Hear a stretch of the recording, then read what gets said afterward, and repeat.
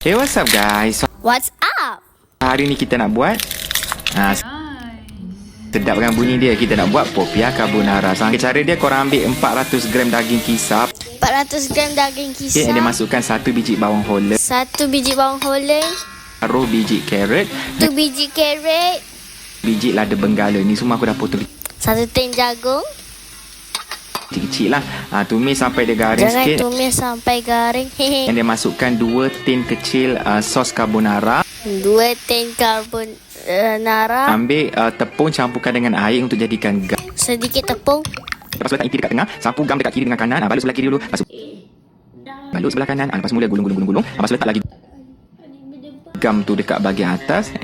Sapu gam bahagian Lepas tu atas. repeat sampailah habis semua.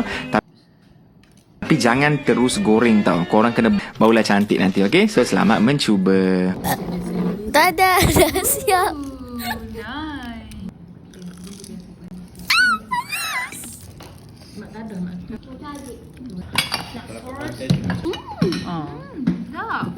Dek, saya rasa apa? Saya rasa dia.